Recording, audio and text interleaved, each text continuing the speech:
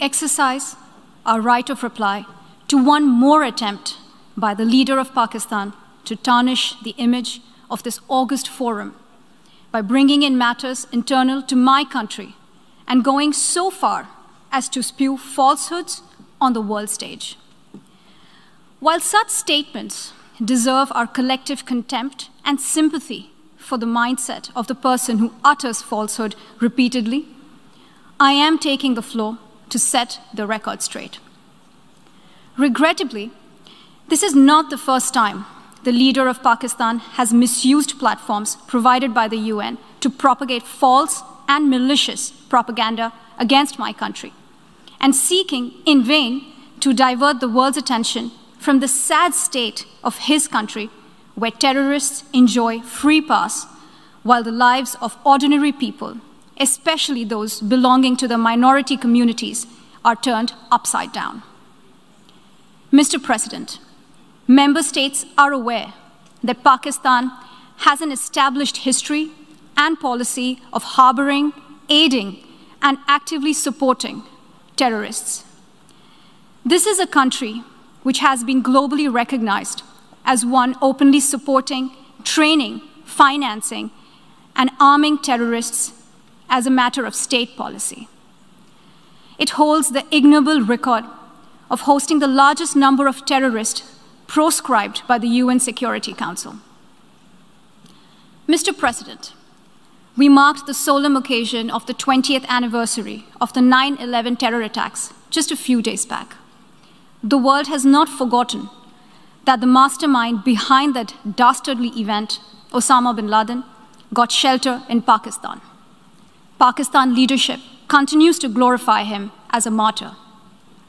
Regrettably, even today, we heard the leader of Pakistan trying to justify acts of terror. Such defense of terrorism is unacceptable in the modern world. We keep hearing that Pakistan is a victim of terrorism.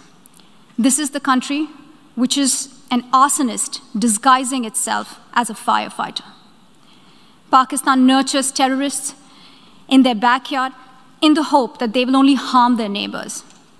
Our region, in fact, the entire world, has suffered because of their policies. On the other hand, they are trying to cover up sectarian violence in their country as acts of terror. Mr. President, this is also the country that still holds the despicable record in our region of having executed a religious and cultural genocide against the people of what is now Bangladesh. As we mark the 50th anniversary this year of that horrid event in history, there is not even an acknowledgement, much less accountability. Today, the minorities of Pakistan, the Sikhs, the Hindus, the Christians, live in constant fear and state-sponsored suppression of their rights. This is a regime where anti-Semitism is normalized by its leadership and even justified. Dissenting voices are muzzled daily, and enforced disappearances and extrajudicial killings are well documented. Mr. President, unlike Pakistan, India is a pluralistic democracy with a substantial population of minorities who have gone on to hold highest offices in the country, including as President, Prime Minister, Chief Justices, and Chiefs of Army Staff.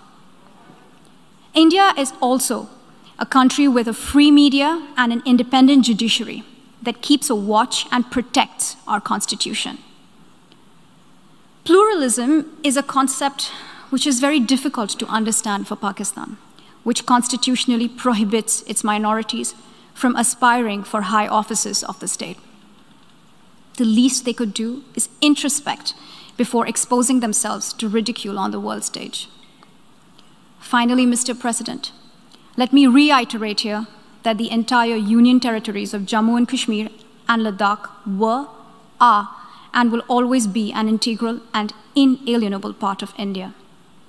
This includes the areas that are under the illegal occupation of Pakistan.